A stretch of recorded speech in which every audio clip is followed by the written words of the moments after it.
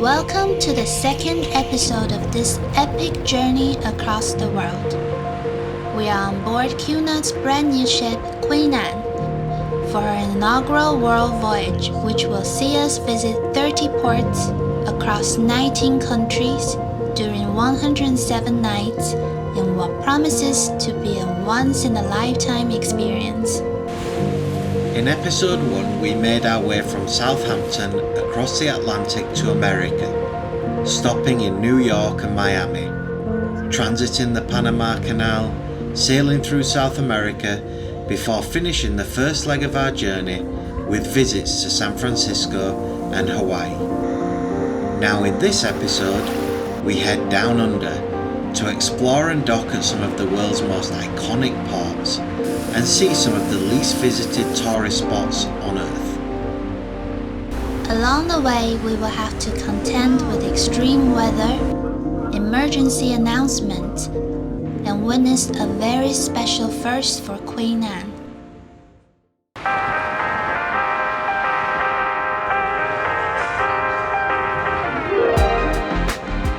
Between each of these major legs of the world voyage, there are usually a few days at sea. This time we had 6 days between leaving Hawaii and arriving at our next port of call. This gave us a chance to continue to get to know Queen Anne and really relax into ship life. It would also see us mark 2 big moments, passing the international date line and also crossing the equator.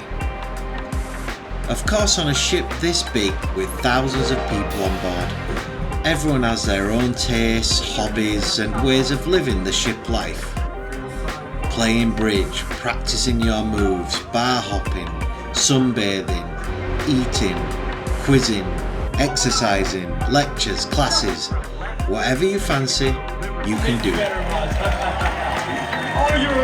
We probably fall on the more chill side of the ship life. We have really intense creative careers in real life, so on the ship it feels like we can escape and relax way more than on land. Just strolling the decks, grabbing lunch, playing games, catching a lecture is usually our flow. But the cool thing is that you don't need to plan if you don't want. Wake up, see how you feel, check the program and see what's up. The dream way to live life. After the days at sea, we were itching to get back on land to begin exploring again.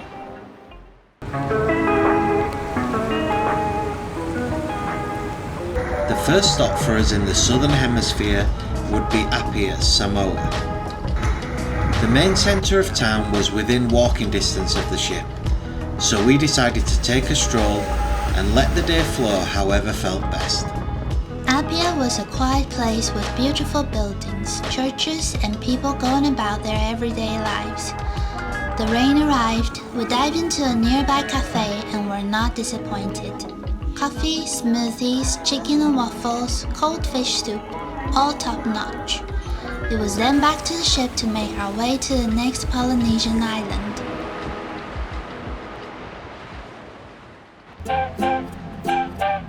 The following day we awoke to the sound of music and were greeted by local performers welcoming Queen Anne to the Kingdom of Tonga.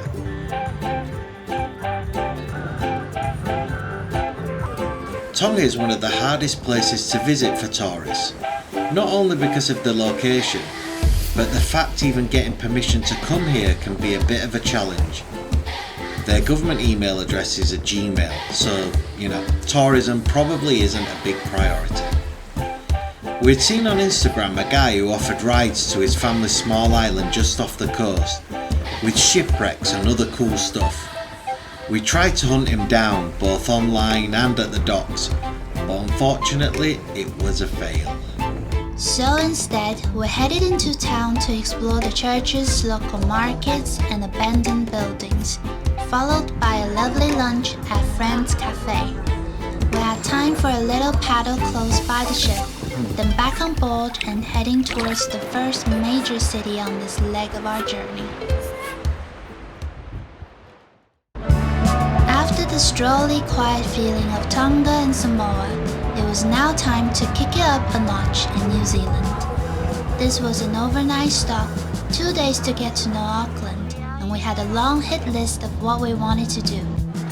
Day one was a packed 30,000 step dash around this gem of a place. First up, coffee and bubble tea. Can't be dashing without the fuel. Then walk the main streets. Check out a street basketball tournament. Then onto the brilliant art gallery to see works from the likes of Dali, Cézanne, Gauguin, Matisse and Picasso. We head to the harbour and lunch at the local seafood market. Stop to watch the Mad Manu diving championships. Those aren't speedos, those are undies. Wow.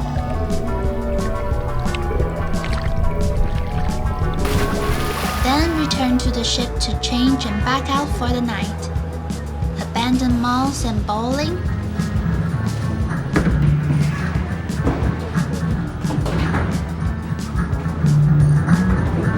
Last thing to finish up, Ken's Yakitori Bar.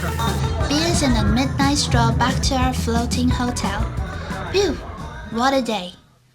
On our second day in Auckland, we had a much simpler but equally exciting mission, Weta Workshop. For those that don't know, Weta are the people behind some of the best practical special effects in movie history. They have worked on amazing stuff like Lord of the Rings, Planet of the Apes and Dune. Unfortunately, they also worked on Rebel Moon and Rings of Power, but we won't hold that against them. We went on to explore the Weta Workshop and the mad animatronics, set designs and world building they are famous for.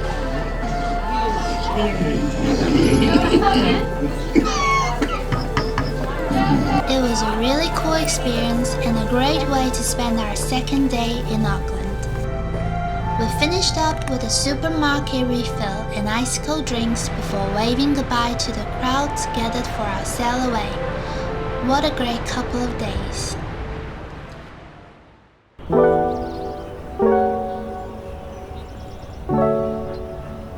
Next up in New Zealand was Tauranga. Let's cut straight to the chase. It might be our new favourite place in the world. We travel a lot, sometimes for work, sometimes to see family and many times on cruises. We always ask ourselves, could we see ourselves living here? Does it give us that magic feeling? For years, only a few places in Japan have truly ticked that box, until now. Tauranga has that magic. We actually didn't have much of a plan when we arrived in the morning, just to take a walk, explore and grab a bite for lunch. Immediately off the ship was a cute little beach, Pilot's Bay. Super still water, people relaxing, beautiful views of Mount Manganui. A mental note was made. Come back here for a paddle later. We carried on walking and it just got better and better. Past the base of the mountain and to the main beach. Wow, this was stunning. Beautiful white sands, crystal clear waters, food trucks on the side of the road. Absolute dream. We continued into town and the high street and stopped at Rice Baby for a Vietnamese feast. More exploring and back to that dreamy beach. Honestly, this whole place, the vibe, the houses, the people, the atmosphere, it was just 100% our jam. Finally, a little swim at Pilot's Bay before back on board Queen Anne. Then straight on Google to look at house prices and visas. Tauranga, we will 100% be back.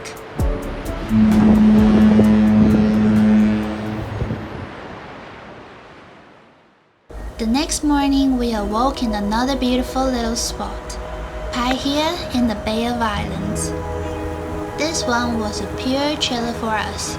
Tender in, wander through the town center, grab milkshakes, stroll some more, quick bite, then got on the last tender back. Now it was time to leave New Zealand and head for the land of Oz.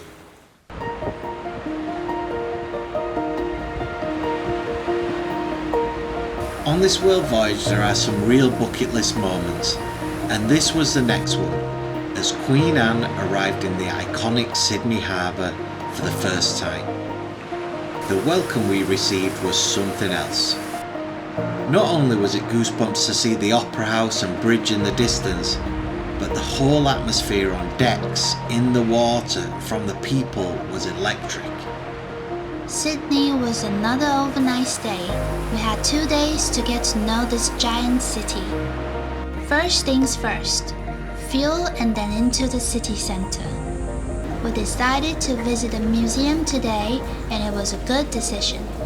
We learned a great deal about this land and also took a VR tour of the special exhibition on Machu Picchu.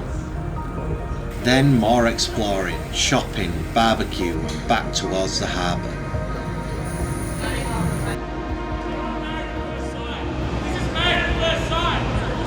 We wanted to wait until nightfall to see the Opera House close up for the first time. Once again, a good decision. This was another beautiful moment. You see this place so many times on TV, in film and on postcards, and now we get to hang here and see it in real life.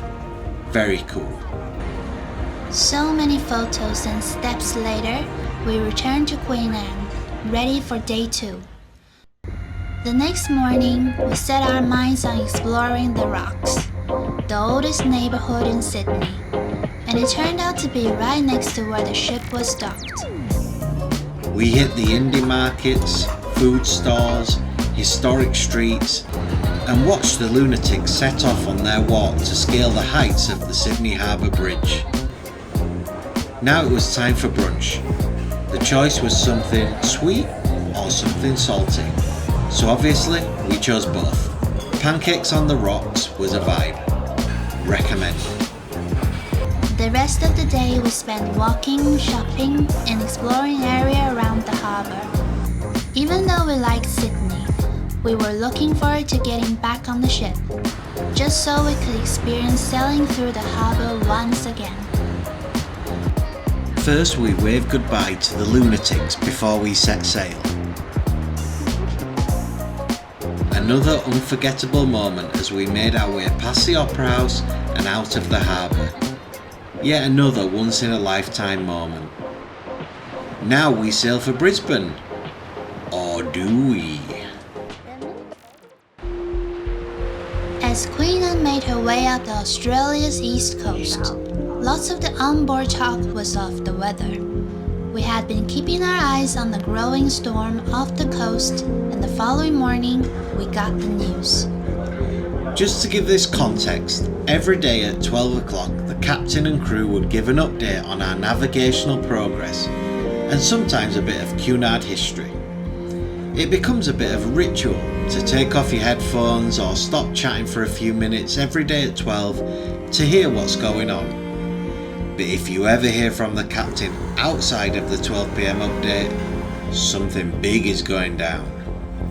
As we grabbed a morning coffee at Corinthia, we were interrupted. Over the past 2 days, we have been closely monitoring Cyclone Alfred, which has been causing strong winds and rough seas along the Queensland coast. Although the cyclone has been downgraded, the winds remain a concern. Earlier today, our port agent informed us that the Port of Brisbane has been closed to all shipping traffic indefinitely. Therefore, we were unable to call into Brisbane, and tomorrow will now become a sea day. I understand that this news may be disappointing for many of you, but safety remains my top priority. So that was it. Our call in Brisbane was cancelled. No entry for Queen Anne. Now the race was on to get further up the coast and avoid Cyclone Alfred, which was heading in our direction. It's 10:30 p.m. and we are the only ship that's heading towards Cyclone. As the storm closed in, the swell increased and waves began to rise. It's actually interesting to watch back video footage on these moments. In real life you feel like you're moving all over, grabbing at handrails. But when looking at the video footage, the curtain moves a little bit and the camera movement is minimal. Maybe the reality is somewhere in between. We watched life as Queen Anne squeezed along the coast, avoiding the worst of the storm, and although we had lost a significant stop on our itinerary, we were safe. Once the weather scare was over, we made our way towards the Great Barrier Reef. In episode 1 of this series, we transited the Panama Canal, and if that is one of the man-made wonders of the world, surely the Great Barrier Reef is one of nature's wonders. During our time sailing through this whole area, the sea became so beautiful, so tranquil, so smooth, that it almost looked unreal. Like you were seeing things through a filter or with special effects. It was mesmerising. Our first stop in this area would be Airlie Beach, and after tendering to shore, we decided to stay on the water and head out exploring on jet skis. We're out!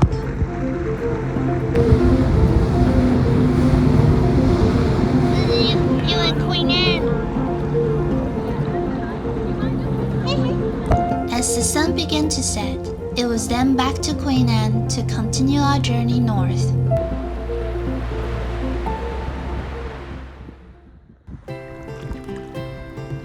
Next up was Yorkeys Knob, named after my fellow Yorkshireman, George Lawson. With an official excursion booked, we headed straight to the town of Cunard for a special trip. Before the trip, we had time to visit the Cunard Koala Gardens. This was such a fun little place. We left the koalas chilling and headed to see some of the other creatures hanging around, looking for snacks.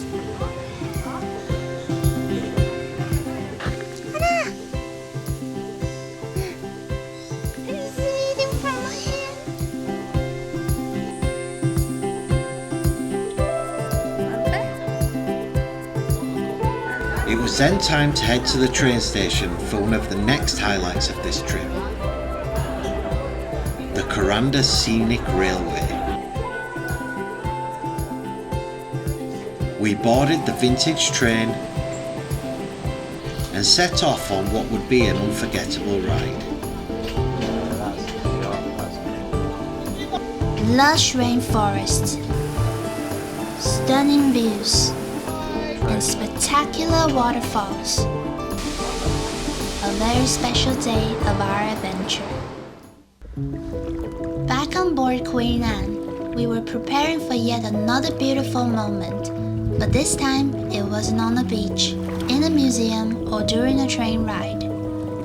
This moment was something else, a first for Queen Anne, a first for us. Earlier in the cruise, we met Alan and Alison, a lovely couple who we were sat close to in the club restaurant, who were also on board for the whole world voyage. Although we generally keep ourselves to ourselves on cruises, we became friends and would often share stories and laughs at dinner. After a couple of weeks on board, Alan and Alison told us they were getting married on the cruise and asked if we would like to attend. Of course, we said yes to what would be the first wedding on the Queen Anne World Voyage. A little slice of history. We had never seen or attended a wedding on a ship before, but before the big day, of course, there needed to be a mini ship version of a hen and stag party. The girls go to the Queen's room for champagne afternoon tea and dancing, and the boys hit the sky bar for beers and views. Then the big day arrived. Some things were the same as on land. A nervous groom, a beautiful bride, but some things were different. A service from the captain, the views from the reception, and being a tiny part of the history of Queen Anne. We were honored to be asked to sign the register as witnesses on this special day, and everyone in the room, including the happy couple, had a day they will remember forever.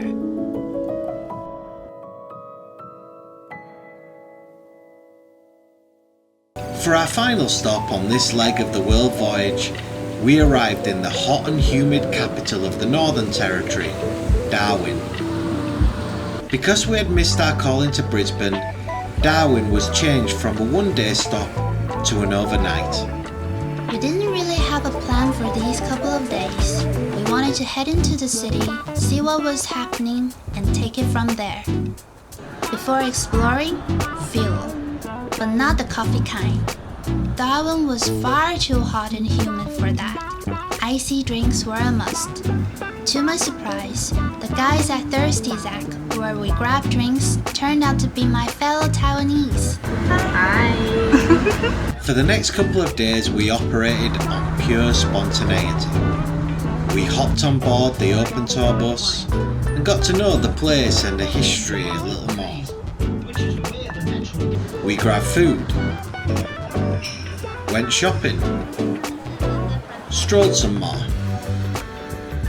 The underground World War II Tunnel Museum was also checked out and had maybe the greatest pancakes in history at the Meow Cafe, thanks to another new Taiwanese friend. All in all, a chill couple of days in a relaxed town. A lovely way to end this leg of our journey. Now Queen Anne will make her way towards the Far East, where cities of the future, towns of the past, and pirates await. We hope you enjoyed this second instalment of the series and that it provided another glimpse into life on a world voyage. If you have any questions or want to know more about Queen Anne or this trip, leave it in the comments, and at the end of the series we will do a Q&A to answer them all. But for now, hit that like and subscribe button to stay informed of next episode's dropping, and we will be back with episode 3 shortly. Cheers!